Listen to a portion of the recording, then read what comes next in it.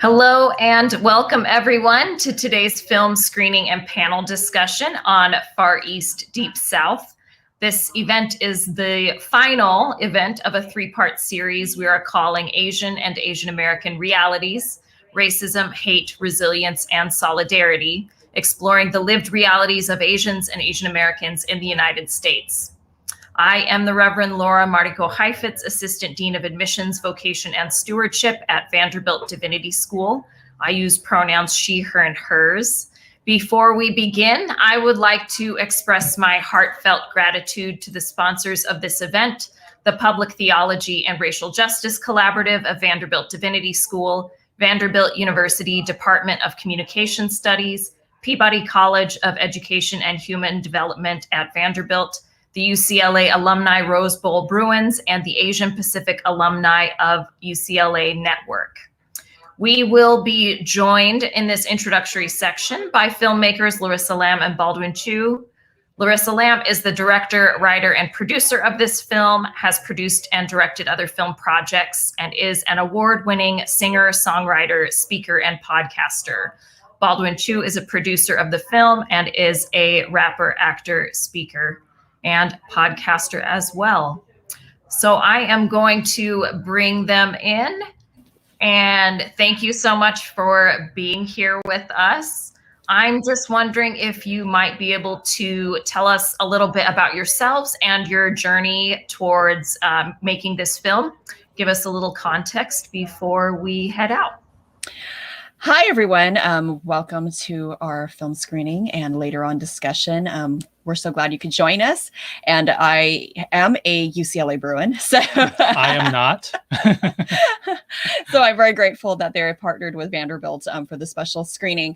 I was actually in the music industry for the last 20 years and also been a radio TV host. And so when we took a trip to Mississippi about 6 years ago, I had no idea what I'd be walking into. We thought we were just going to visit the gravesite of Baldwin's grandfather and great-grandfather. And what happened? And so lo and behold, we found that it was not just my grandfather and great-grandfather there, but we will let you take a journey with us by watching the film. Hopefully, when you watch the film, you will feel like you are a part of our journey and you will experience the same oohs and ahs that we did.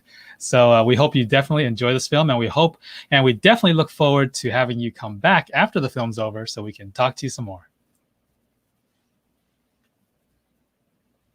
Great, thank you so much. So there are just a couple of things I wanted to go over for everyone. You may access the film primarily by going to the event page with your registration, and we will also put the Canopy link. I think we can add that in. You can use the Canopy link if you have a Vanderbilt University login or another institutional login. And you could also watch the PBS version.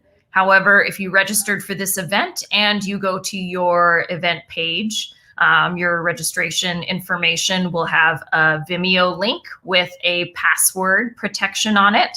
And that's how you can watch the full film without having a Vanderbilt University login. Just a quick note. It is mostly a family-friendly film, but please be aware there are a few racial slurs used in historical context, as a few people give firsthand accounts of being subject to demeaning comments. We will keep this stream going, and we'll return at 7:45 Central, 5:45 Pacific for a panel discussion. So I hope you enjoy the film and leave comments if you have any challenges accessing the film. We look forward to seeing you again soon.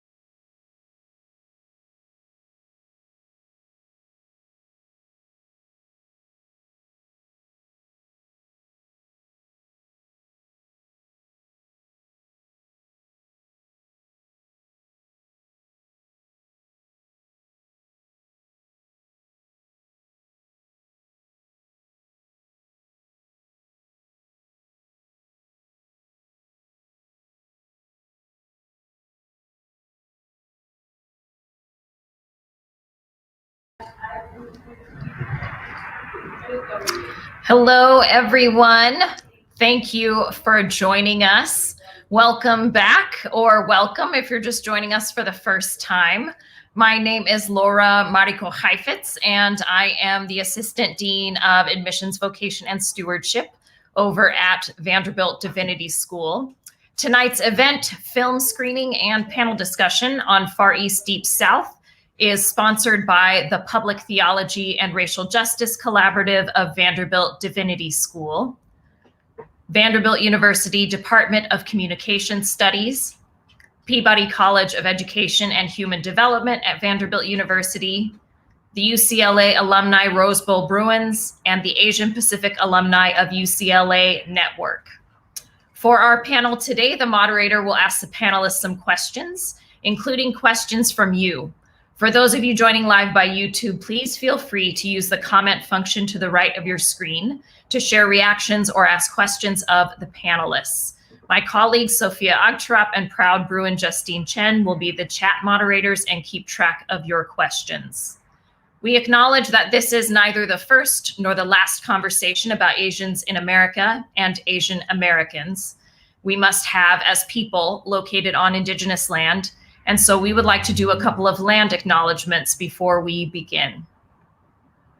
The Office of Admissions at Vanderbilt Divinity School joins the Vanderbilt student government in collectively acknowledging that Vanderbilt University occupies the ancestral hunting and traditional lands of the Cherokee, Shawnee, Choctaw, Chickasaw, and Creek peoples. Today, these people have nation boundaries in Oklahoma, North Carolina, and Mississippi, after the Indian Removal Act of 1830 led to the forced removal of Southern tribes to the west of the Mississippi River. In particular, the university resides on land ceded in the Treaty of Hopewell. We recognize and support the Indigenous individuals and communities who live here now, and for those forcibly removed from their homelands. We also recognize the resistance, strength, and pride of other people of color, whose ancestors worked, lived, and bled on this land without benefit or due compensation. We come alongside you as accomplices in the fight for equity. As a land grant institution, the UCLA Alumni Association acknowledges the Gabrielino Tongva peoples as the traditional land caretakers of Tovaaga, the Los Angeles Basin, and Southern Channel Islands. We pay our respects to the Honukvatam ancestors, Ahihirom elders, and Iohinkim, our relatives or relations, past, present, and emerging. I am delighted to welcome all of you to this special event. And I would like to introduce you to the moderator for this evening, Dr. Nancy Wong Yoon, a proud UCLA alumna, double alumna. She is a sociologist, author, and media expert on the PBS documentary series, Asian Americans. We have 4 panelists for this evening. The filmmakers, Larissa Lamb is the director, writer, and producer of this film. She has produced and directed other film projects and is an award-winning singer, songwriter, speaker, and TV radio host. Baldwin Chu is a producer of the film and is a rapper, actor, speaker, and podcaster. Additionally, we would like to welcome Dr. Ben Tran, Associate Professor of Asian Studies and English at Vanderbilt University. And last but not least, Dr. Min Zhou, Professor of Sociology and Asian American Studies at the University of California at Los Angeles and Director of the UCLA Asia Pacific Center. And I am happy to turn it over to Dr. Yoon. Take it away. It's exciting. Pretty bunch still in. To come on. Dr. Yoon, your sound is a little bit. Oh, is that better? And now?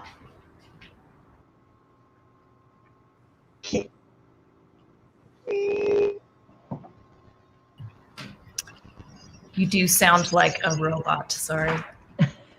I sound like a robots in disguise.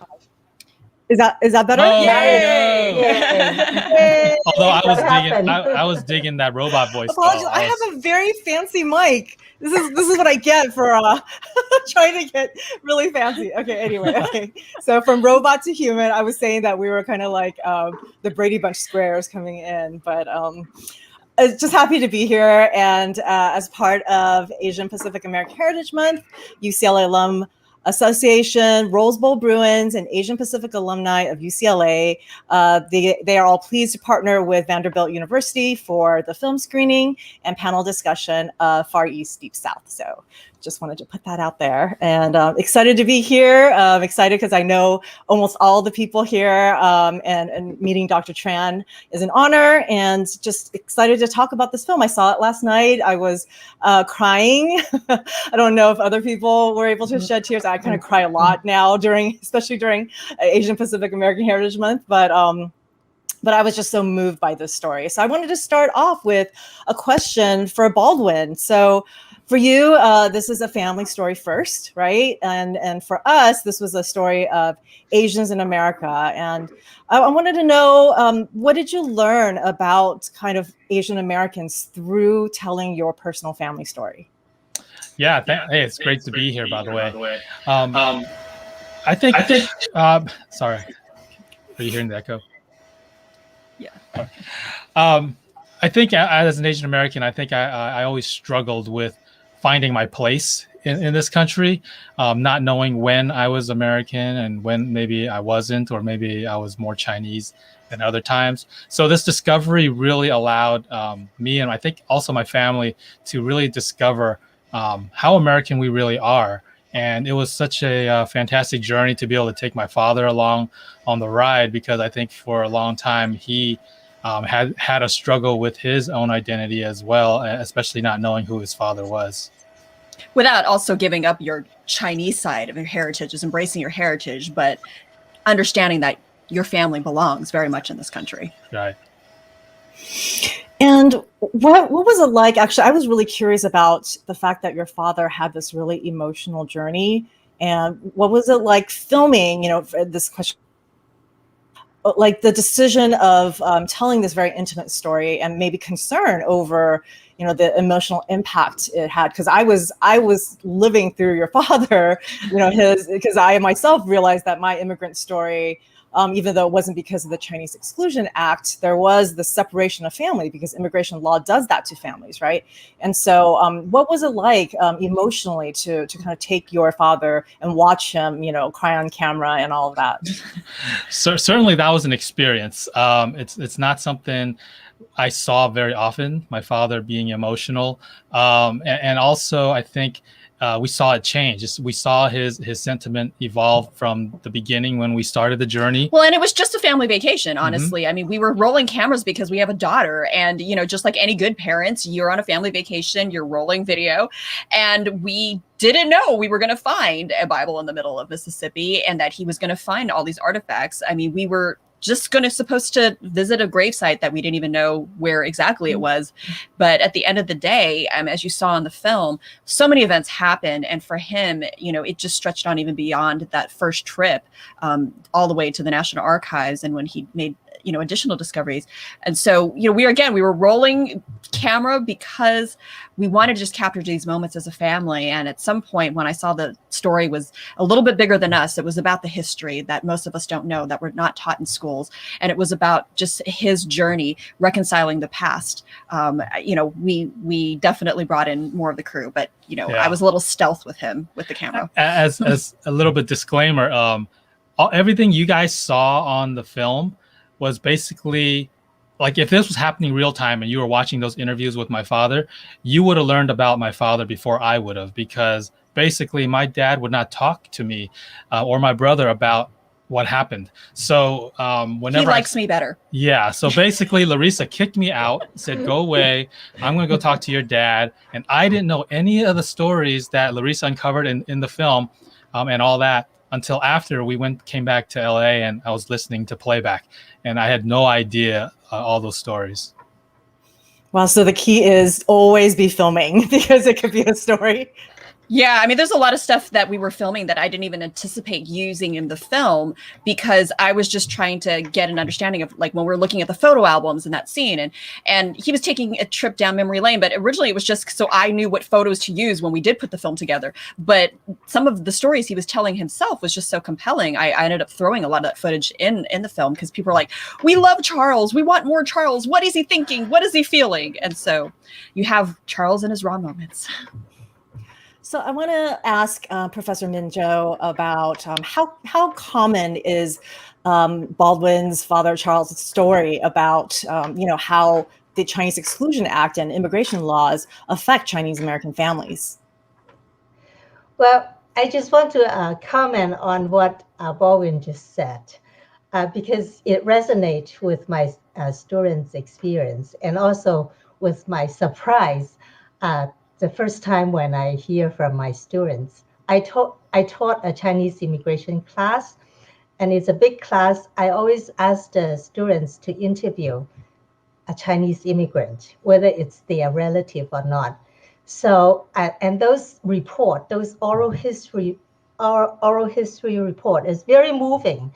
And then some of the students told me that is a transformative experience because that was the first ever time they had a conversation with their father.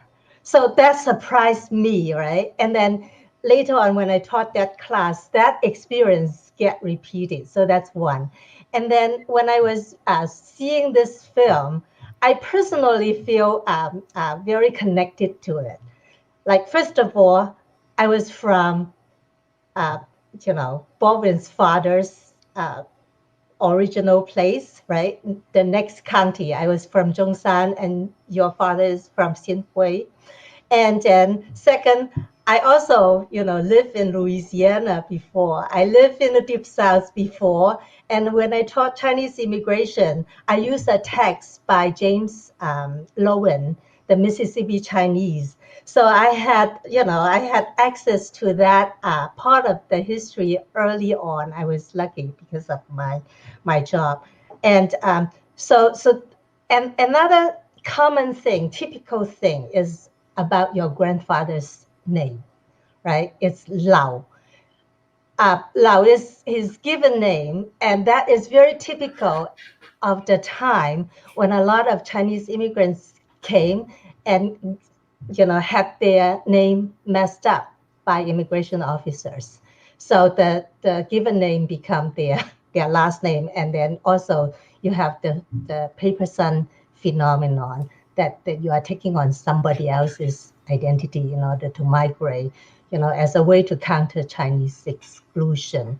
So I remember growing up when I was in China. Growing up, we have this swear thing. Like, if I'm not telling you the truth, I would reverse my name in writing. So now everybody has to reverse their name in writing, right? So your first name come first, and last family name come last. But in Chinese, it's the opposite. So that is very very typical of the experience. So it's quite emotional too, and I cry too when I was seeing the story, seeing that your father is crying, and I cry because my grandfather was also an immigrant, and he returned to China after the war to die. So there was that story that the grandfather, husband and wife get separated. So that is also very typical and very common in pre-World War II Chinese community because of Chinese exclusion. For the record, Professor Zhou, I'm actually from Zhongshan. My dad's side of the family is from Zhongshan. Oh, wow. Yeah. So in the old days, those who are coming to America are mainly from the Pearl River Delta area in South China. So Zhongshan and Sanwei, that's the Pearl River Delta area. But then many more people are concentrated on just 4 counties around Zhongshan and Sunwoo.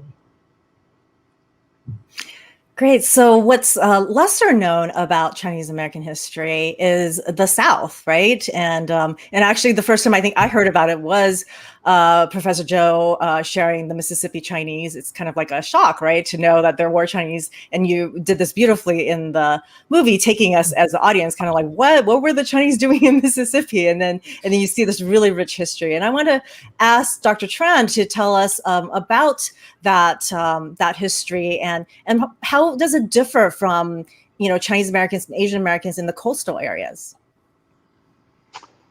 Hi, it's great to be here and great to see all of you. I too was born in Louisiana in the backwaters in Cajun land, west of New Orleans, and I grew up in New Orleans and then Atlanta. And then I went to California for grad school, but I was a Berkeleyan, so I'm the outlier here in terms of UCLA. But now I'm back in the South and in Nashville.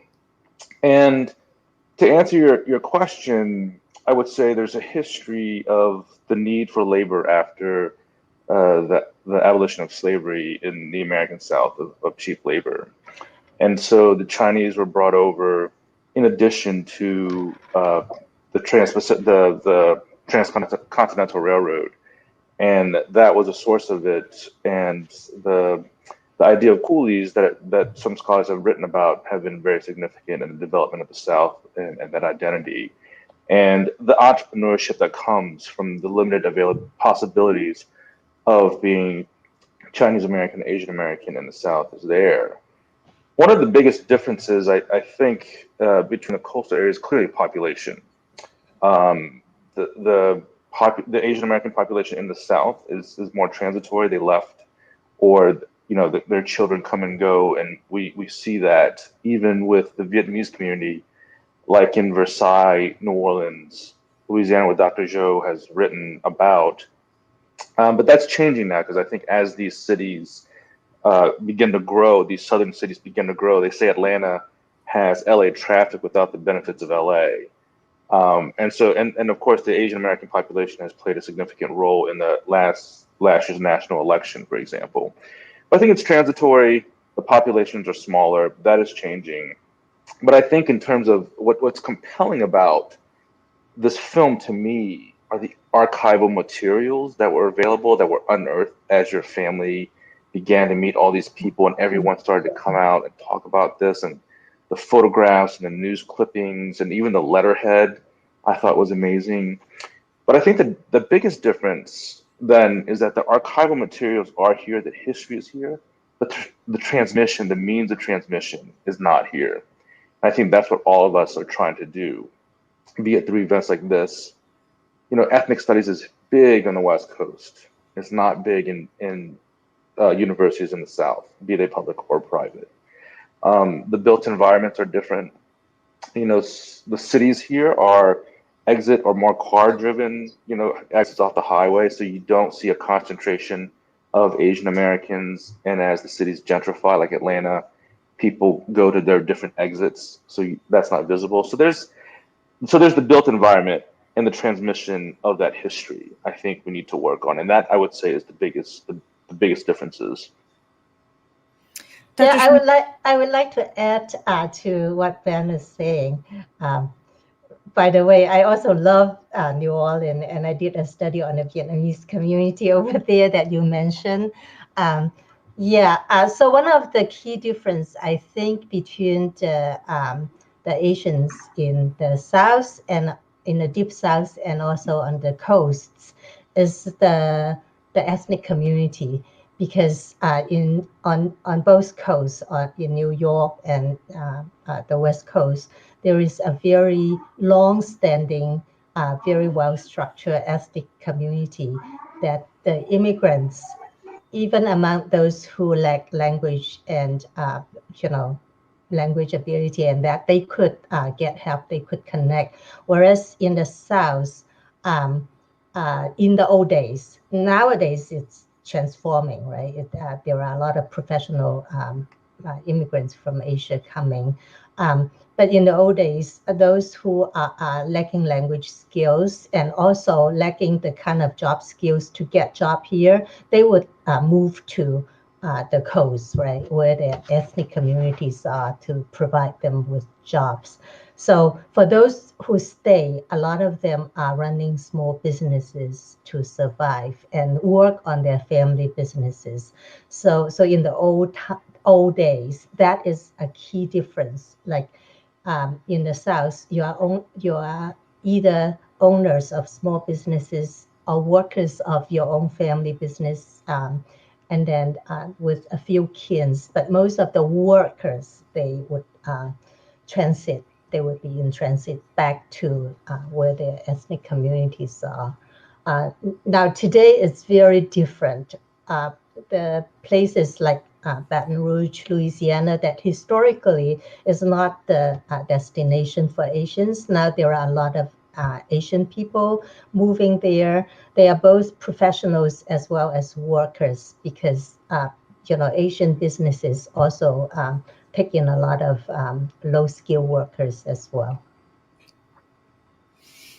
I think about how Asian Americans are kind of, in the U.S. racial hierarchy in between Black and white. This documentary, and oftentimes we're seen as pitted, right? That pitted against either group. But I like the way that this documentary really shows how the Black and Asian community, or Black and Chinese community in this particular documentary in the South came together. So maybe Larissa, can you talk about why you decided to focus on that in the documentary? Yeah, it's one of the surprising things we discovered. I mean, I'm an LA girl. I grew up in Diamond Bar, California, went to UCLA. And so my backdrop and historical knowledge of, Asian Black is tainted by some of the tensions historically that have been among our community. And so, hearing that the Chinese were forced to live, outside of the white neighborhoods, which meant that we're living among the Black neighbors, I was kind of curious, like, oh, well, how did the Black community feel about this? Because we know kind of how they feel in some of the more urban centers. Surprised to find out there was such a welcoming and respectful relationship. Again, time period does matter. So we are talking about early 1900s, right?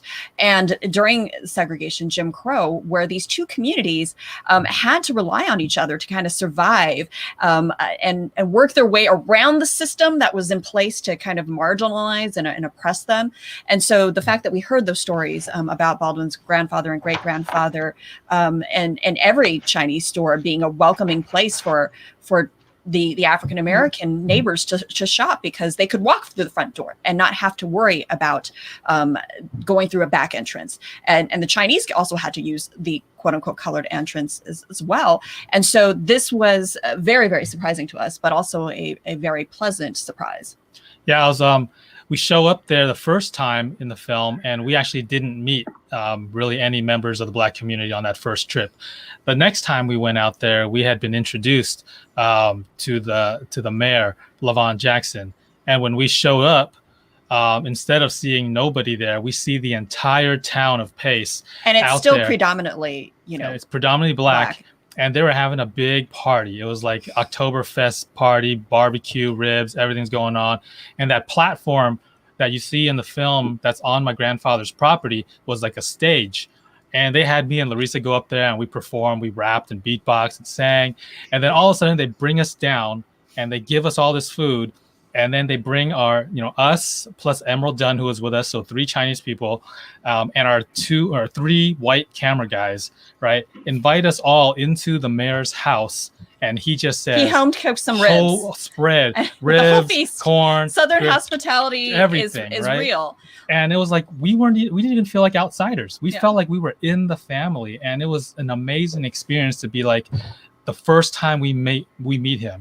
It's like he invites us to his home. Well, and I think personally as music artists, because that's what our background was before we did the documentary, you know, we both felt a very strong connection to the Black culture, because as Asian Americans, it's like we didn't have other Asian American artists to look up to. And so, you know, he's a rapper and I do R&B, jazz, and, you know, pop. And so all our favorite artists, you know, were Black. And so I think for us to know that his great grandfather and grandfather had such a strong, you know, connection to the community there, I think that kind of changed our perspective on, I think, you know, Asian and Black relationships. Yeah, and certainly hearing them want to talk about that experience. You know, we were afraid that they didn't want to talk to us. We were afraid that they would be like, oh, we don't really want to, that's probably not a topic we really want to share about. But they were so open and they were so kind to like share whatever they could. And we're still in touch with, you know, a lot of, actually everyone that you see in the film. Yeah. Except unfortunately a couple of them has passed on, but that's also the sign of the times. You know, they were getting older and the generations were getting older, but it was incredible that they could be older but still recall when they were 5, 6, 7, 8 years old, that impact that they had going into the grocery stores with their parents. It's pretty amazing. And what about the scholars? Could you weigh in on the kind of history of Black-Asian relations in the South? Well, I should say, you know, when I lived in Baton Rouge, my next door neighbor is Black. So we got to have the opportunity of interacting with them at very intimate level, and we exchange food, exchange things, childcare, and then also parties, right? We just cross the fence at the backyard and go to the party, and everybody was like talking about Southern hospitality, and we experienced that during the time we lived there. So that's that. And then also I was very moved by seeing the scene in the film, in the documentary about, you know, Black and Chinese interaction, like the family is welcomed by, you know, the Black community. So from the book Mississippi Chinese, that book particularly focused on Chinese and Black relations, because the title is Mississippi Chinese Between Black and White.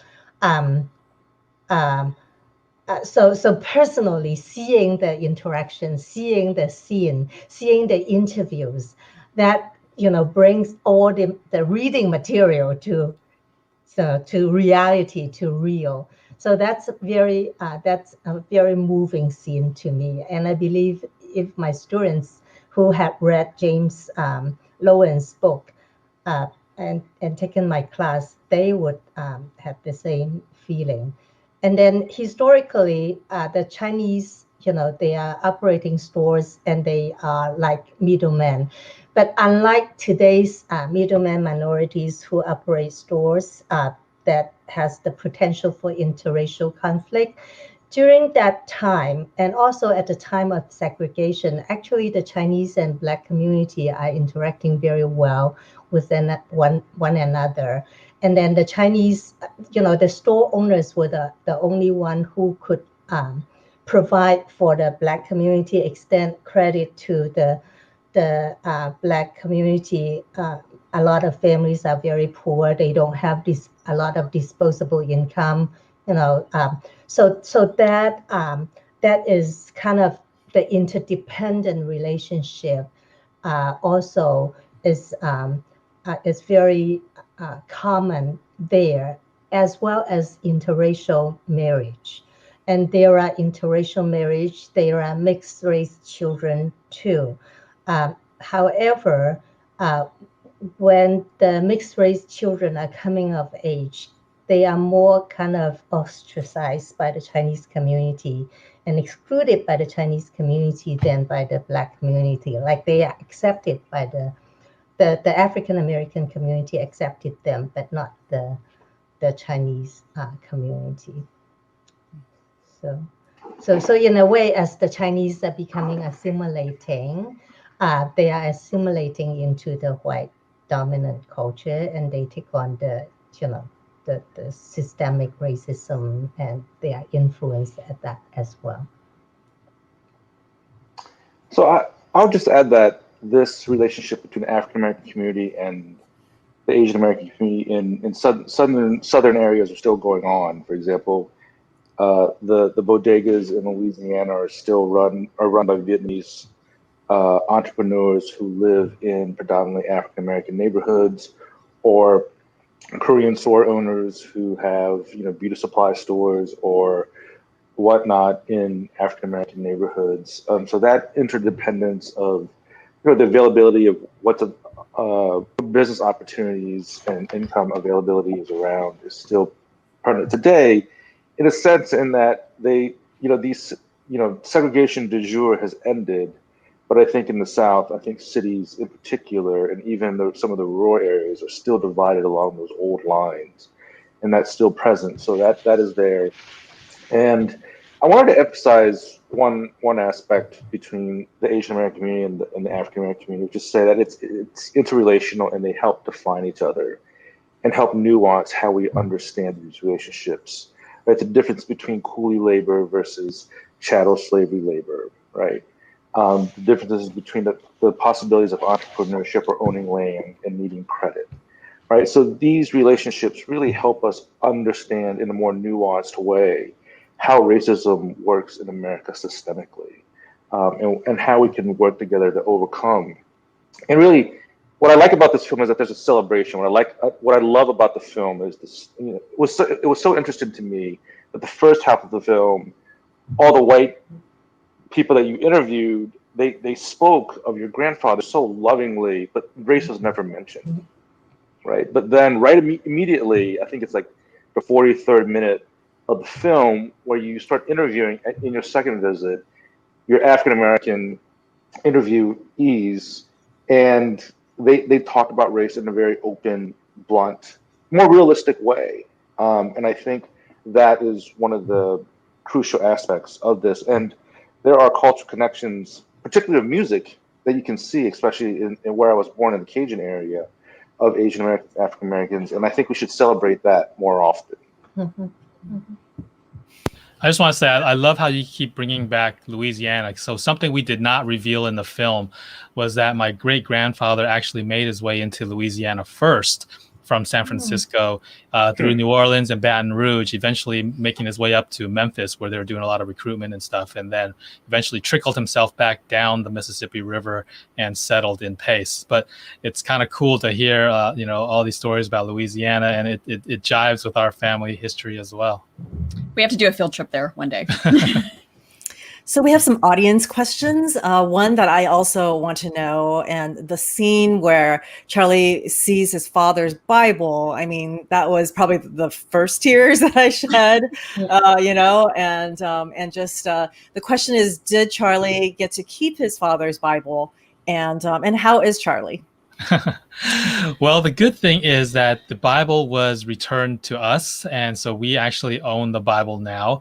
But then what we did was we put it back on loan with the Mississippi Delta Chinese Heritage Museum so that they can continue to take care of the Bible and have it on display so other people can enjoy it as well. And in a pre-pandemic world, we originally thought when we released the film, we would maybe have a traveling exhibit with the Bible and other artifacts from the museum.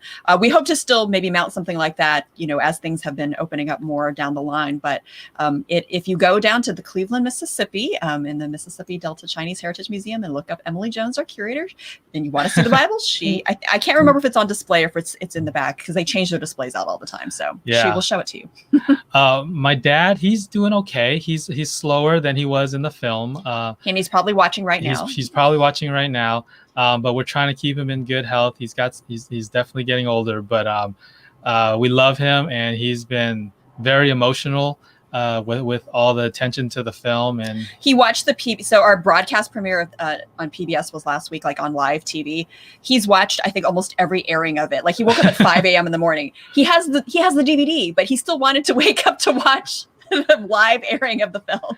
I think that kind of answers your previous question as well on how he's doing. He's transformed from the beginning of this journey to where it is right now. Whereas before, definitely very private. Even today, he's got some hesitance, like, wow, all these people are watching me get emotional, and You know, we know that that doesn't normally happen. And in fact, you see my brother putting his arm around my dad in that scene. You can see that the hesitance in my brother too. Like, do I put my arm around him? Like, what's he doing? Your brother said this was the first time when we found the Bible. It was the first time your brother had ever seen. Yeah, he was cry. like, "Oh, he's crying. What do I do?" Right? And now my dad is definitely more emotional. He says he loves us. You know, we talk about the significance of the film, and he just loves whereas before he wouldn't want people to really know about his private life, whereas now he's like, you know, maybe it's okay. He's still not 100% comfortable, but he's okay with the historical value in it. He understands the impact that the film is making.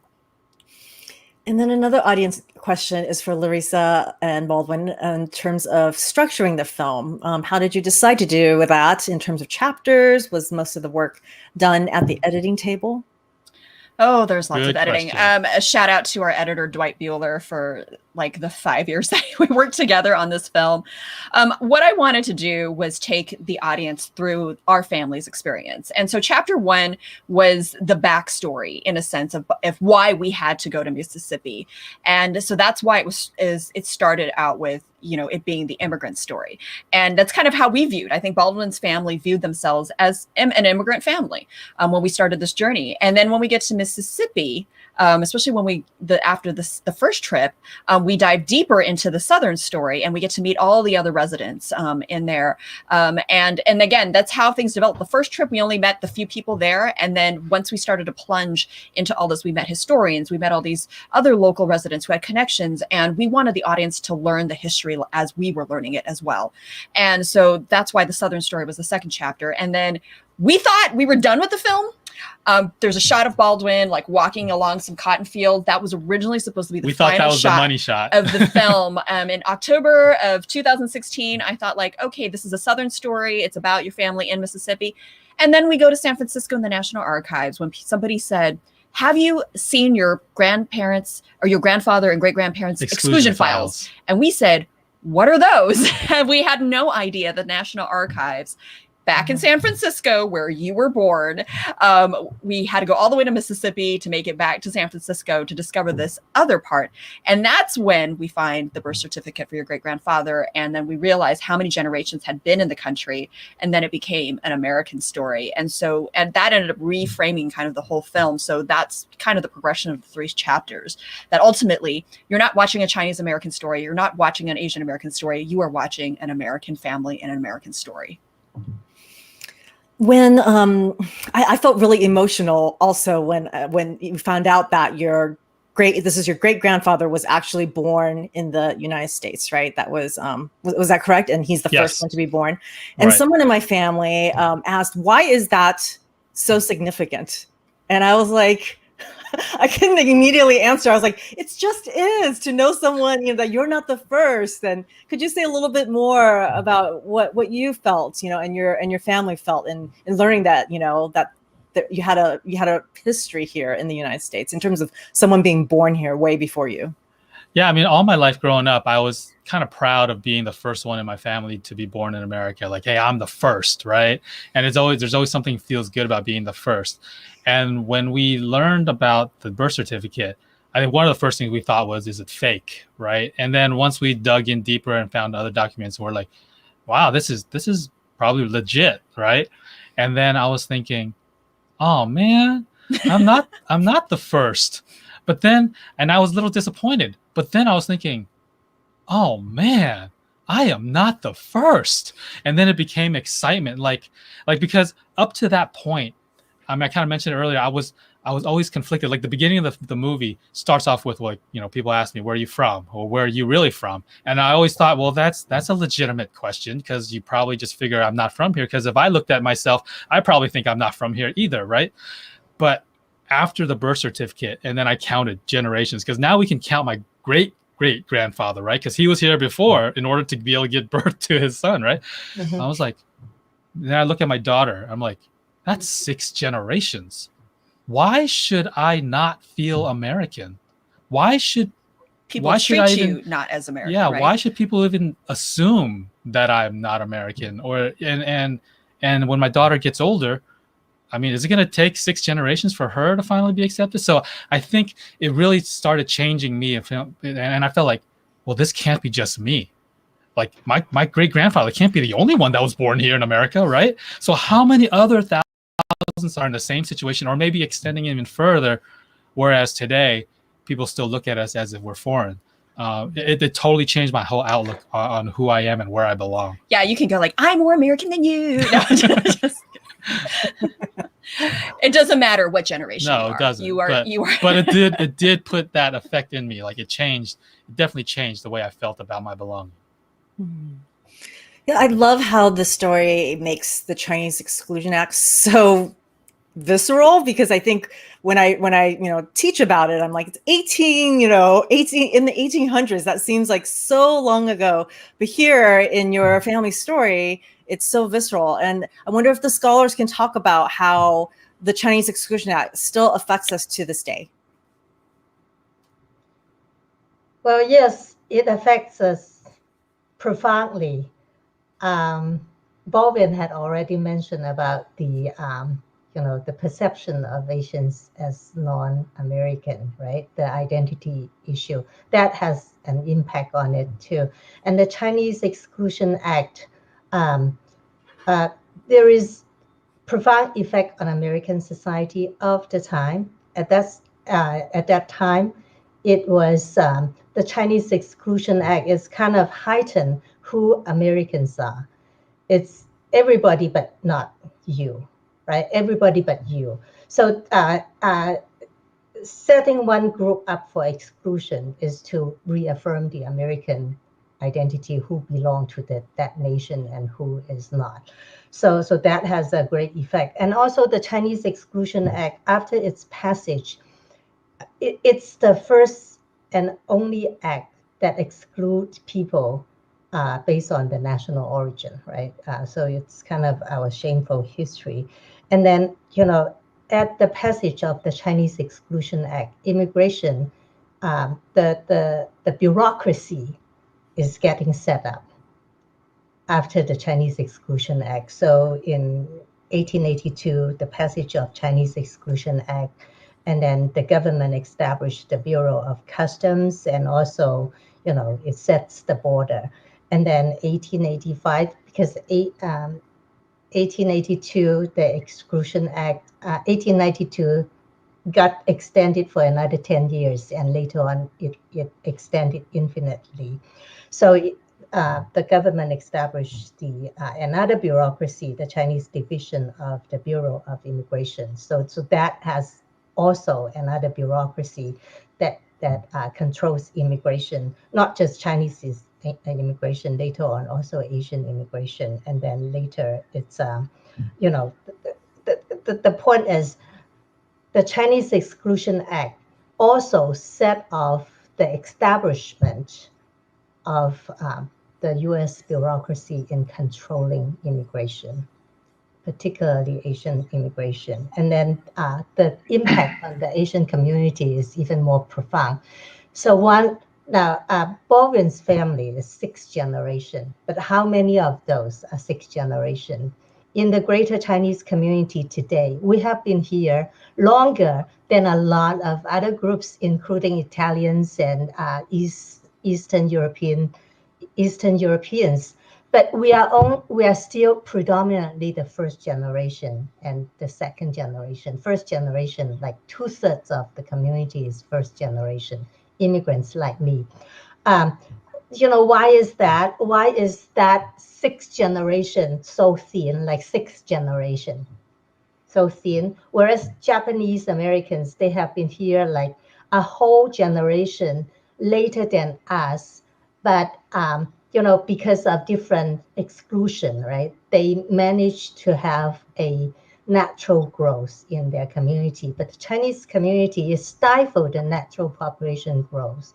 So that has a profound impact on us, right? That even today we are still predominantly the immigrant community. And the other profound impact, I think, Baldwin's family is also, illustrative, is family separation. And we have a very common phenomenon of a split household family. Like there is a bachelor's society here in the US, but they are not bachelors. They are married men with families back home. And also they have to raise families back home and not able to bring their children here. So that family separation has profound impact on the community. And then, for the positive side, the community, organize themselves for survival. So Chinatown is a product of exclusion. And then with the ethnic economy and, ethnic social organizations. So that also, persists today in the community. I can't be on and on, but I stand saying. Yeah, Dr. Zhu has done a great job with that, and it is true that this is the initial case of racialization of Asian immigrants to exclude them from citizenry, and the immigration process and documents and policing. We begin to see this happening, and this is why birth certificates and so forth become so important. But the other thing that we should think about too, I mean, that comes to tell us that U.S. citizenship was understood or carved out in concrete, bureaucratic, political ways vis-a-vis what the Chinese laborers were perceived to be, right? So in this instance, it's very significant for us to think about the history of Asian Americans being one that is very political, more so than just cultural, right? And so if we understand Asian American history as one being political, and in this case, in a negative way towards American citizenship, and this is a question that's been raised up in our chat box that I'm saying is, this is a part of US history, right? The audience for this film, I think, would behoove not only Asian Americans watching this, but all Americans to watch this, to understand how we've come to police, to define, and to kind of narrow our understanding of what a U.S. citizen is in our immigration policies that we see with child separation. And I think the other thing that we're seeing, and we're returning this again, is the scapegoating of all political problems and issues on the foreign Asian or the foreign Asian body, right? Be it the pandemic, be it the shortage of jobs. We begin to see it even with the Biden administration, this kind of anti-Chinese rhetoric that has repercussions here in the United States with the ongoing anti-Asian, anti-AAPI hate crimes that we're seeing.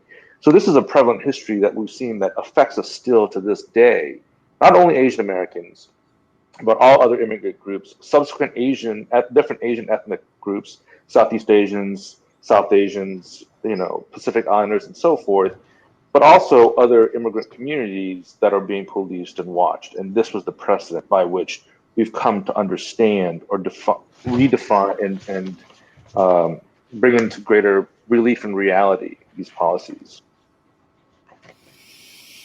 Well, I'm learning so much about the impact, and it's so true because I think there's more and more interest in this history, right? Because of this rise in, and not new, but just uptick once again because of the pandemic and all sorts of, like Dr. Chan said, all sorts of, I think, anti-Asia fear that then trickles over to our population here. Which goes back to, the where are you really from? We are from here, but you always see us from there. And so anyway, so another question about about Asia, right? Have you done any research for the filmmakers in Xinhui? Is this right, Xinhui? I don't know if I'm pronouncing it right. Yes, you're right. Okay, for more about the family that was left behind. I mean, I was curious about, was it the sister and another. Yeah. It gets complicated. So Xinhui is the Mandarin spelling for pinyin for Sunwoi, which is the Cantonese pronunciation of the same city that Baldwin's father was born and the rest of his family was from.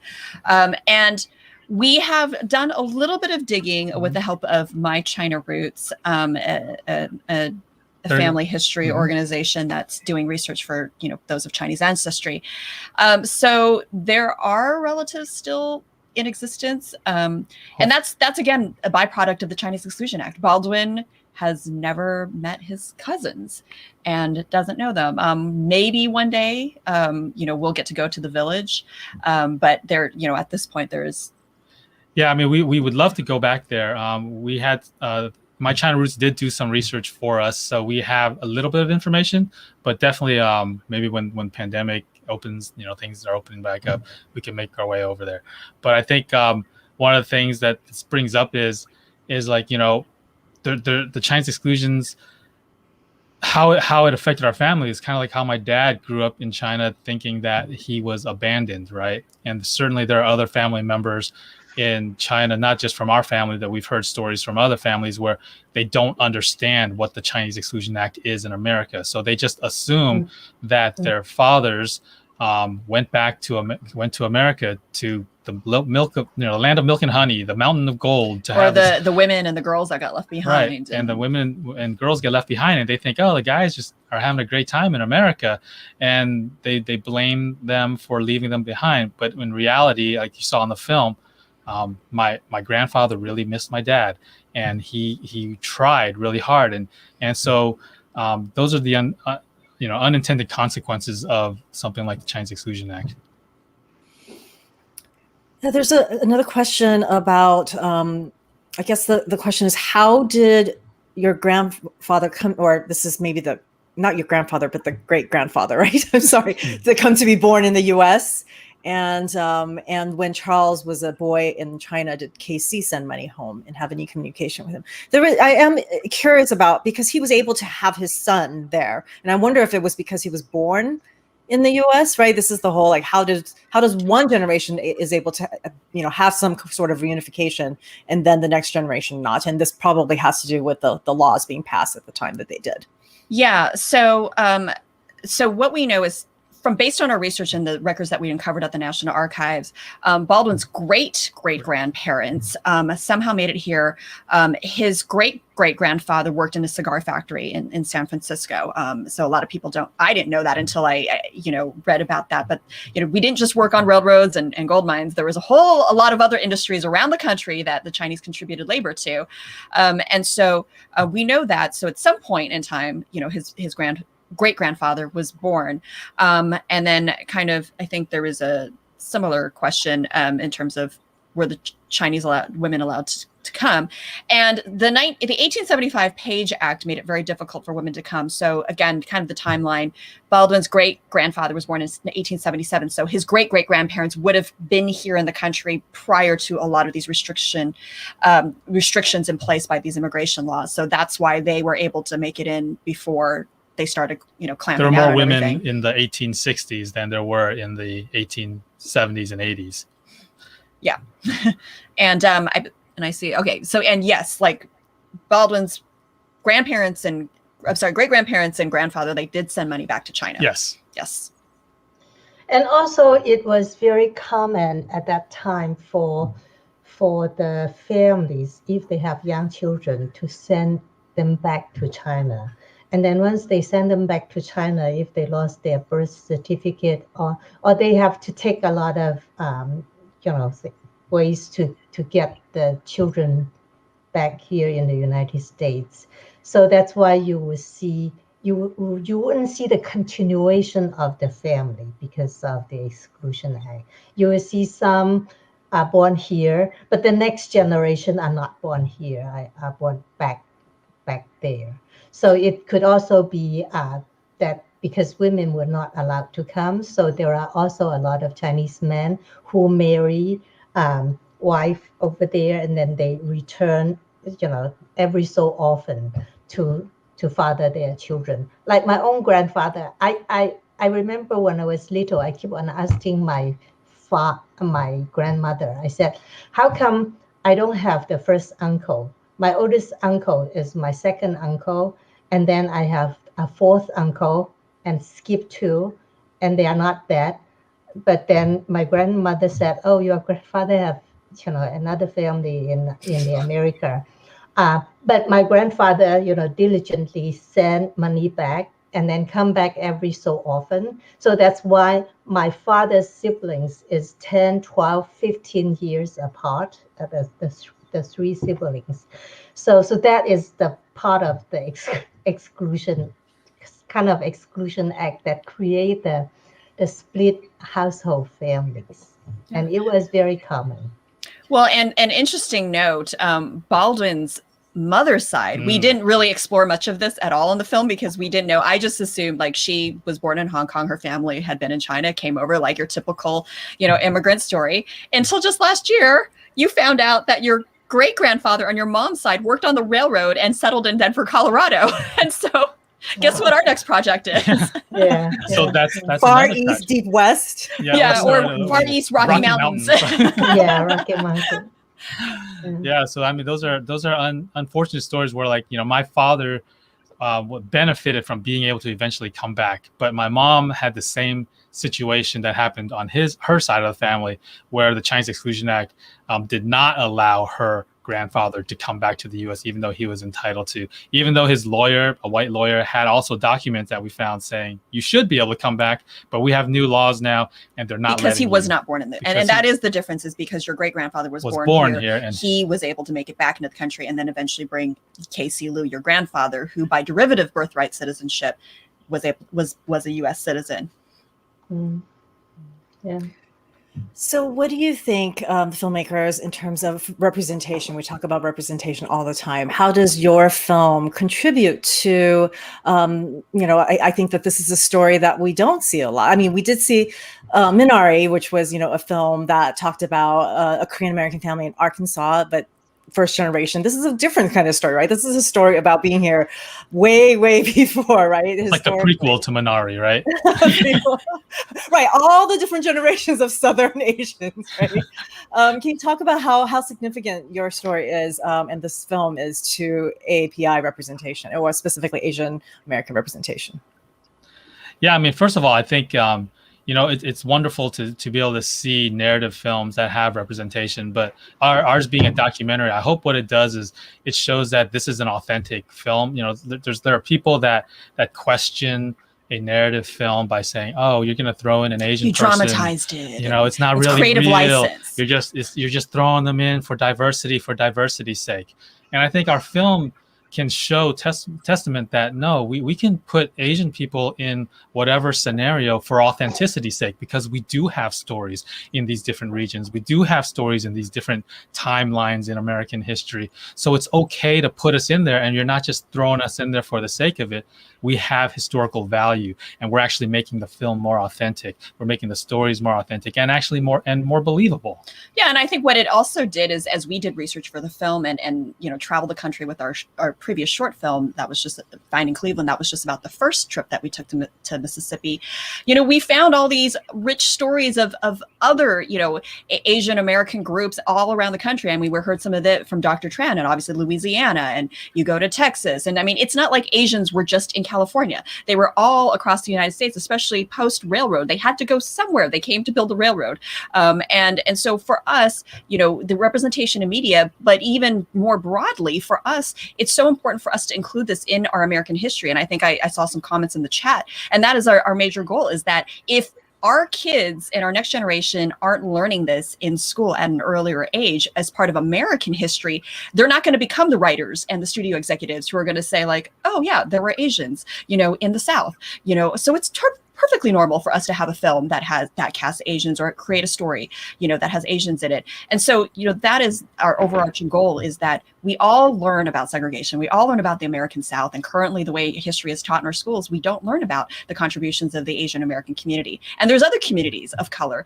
that have been excluded from that history. I mean, even in the Mississippi Delta, there were Lebanese, there were Mexicans, there was other people besides just Chinese, white, and Black. And so that is our hope, is that a story like ours opens the door for additional stories to be told, and for people to really broaden the way we discuss American history. And if you're going to put an Asian person in a film that has an accent, it might as well be a Southern one.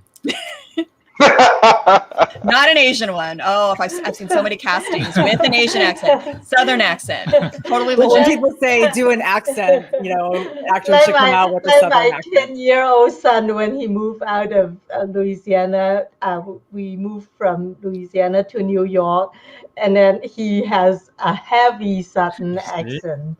Yeah, it And was it's real. interesting. But I really applaud your effort to uncover the hidden history, and it's very important. And talking about representation, our history have been hidden and silenced for so long, and now it's time to really dig up the history. And your family history really matches the American history timeline.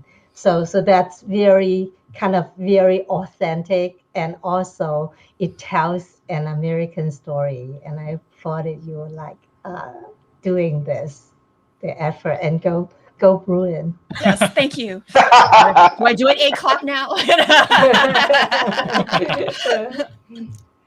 So, Larissa, there was one question also about how can everyday people like start to document their own family, and Baldwin as well. How do we? I mean, I don't know. Maybe I'll find someone in my in my long history. I just assume I'm the first one into this country, but you never know, right? You never know. Yeah. So how does the average person start to kind of explore that personal history for Asian Americans?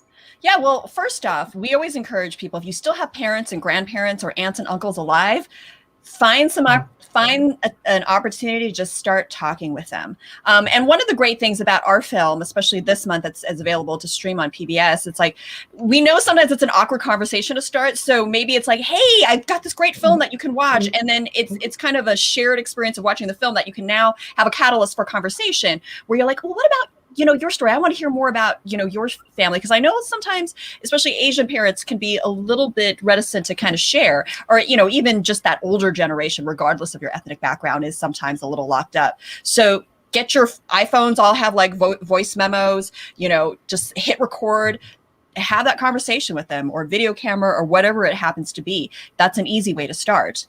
Yeah, and also on our website, fareastdeepsouth.com, we have a resources page where we also link to genealogy sites and some of the talks that we had about how we conducted our research, how to go about to like the National Archives, and how they're starting to digitize a lot of the documents. And the National Archives is public. It's a government it's a government owned, but it's public to everyone. So you own it, as an American.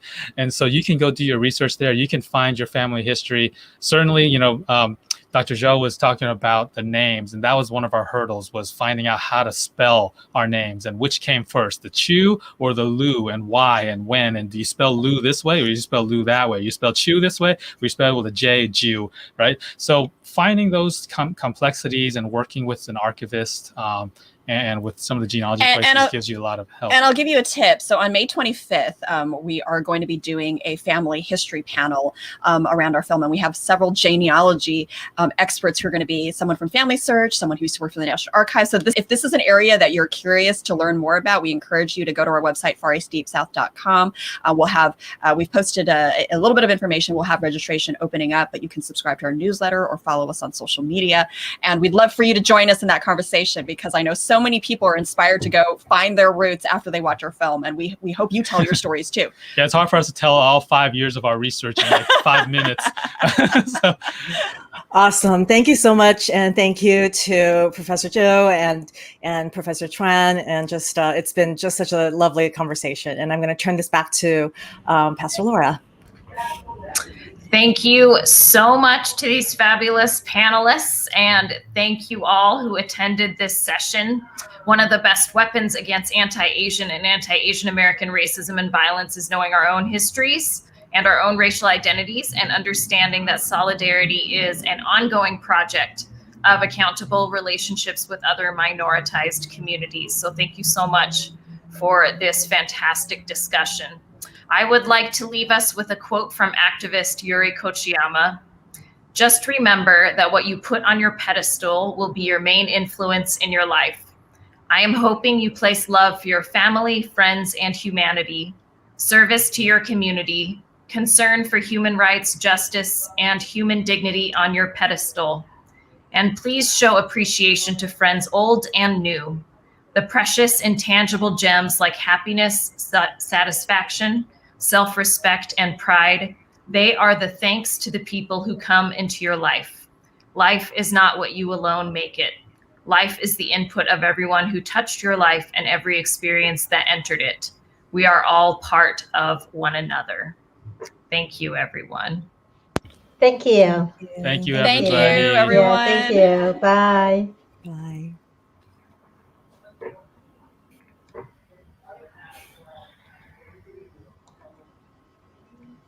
Oh, Bowen just